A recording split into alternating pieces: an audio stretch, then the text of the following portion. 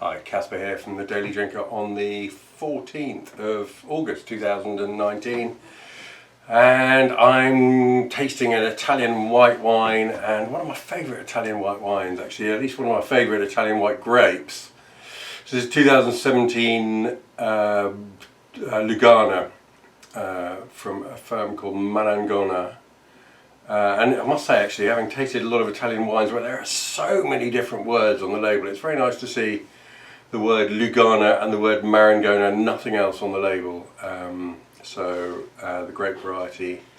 Lugana, really short for what used to be called Trebbiano di Lugana, a very confusing and term, something of a misnomer actually, because Trebbiano di Lugana is genetically identical to Verdicchio, and Verdicchio, really one of the finest of Italian white grapes. I think it's absolutely stunning. We have done one before for the Daily Drinker, but a long time ago.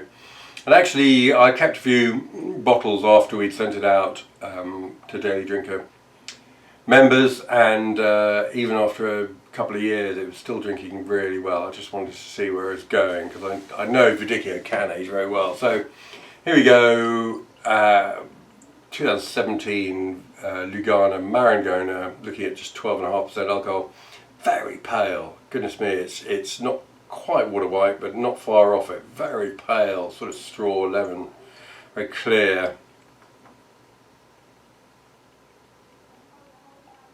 And there's remarkably little going on the nose,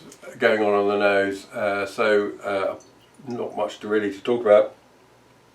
It's an organic wine, and whether it's because of that or just an association in my mind, I find something slightly earthy animal about the nose, I must say. It's got a sort of peary, nutty, spicy character, but it's above all, it's dry, reserved. And I've noted in my written tasting note, it comes across as quite a traditional wine, despite its rather lovely packaging. It doesn't seem to doff its hat to modernity too much. There's no real cold ferment character as far as I can see, although it's nicely clean, but just not very aromatic, and no shame in that. But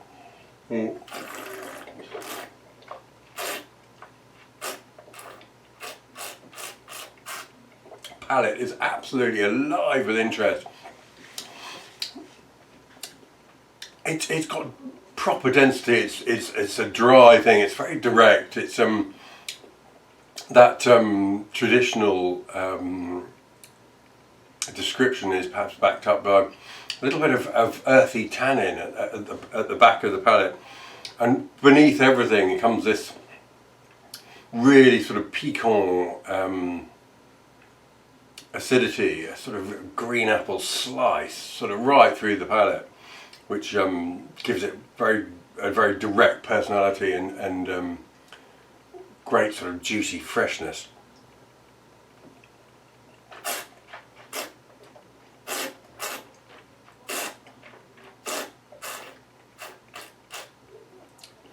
It's a wine of really good presence, a dry wine.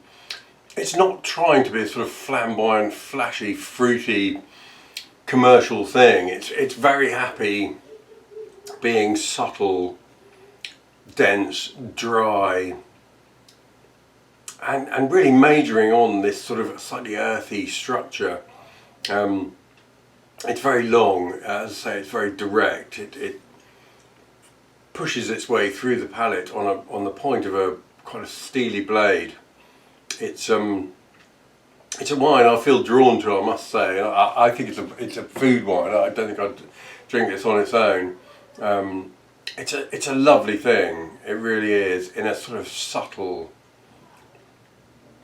I'm just impressed by it. It's.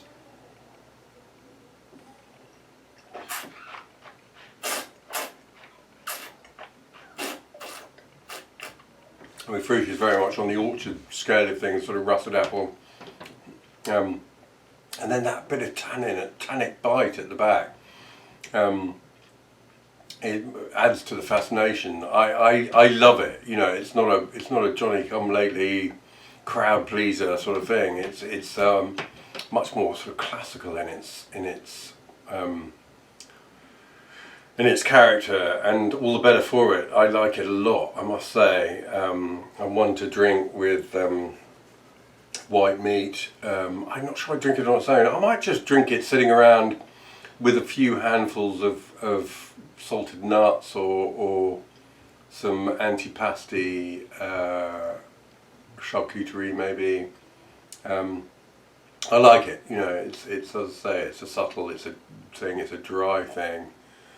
I think it's a quality wine. I really do. I like it a lot. 2017 Lugana from Marangona, about whom I know nothing, but I will find out something.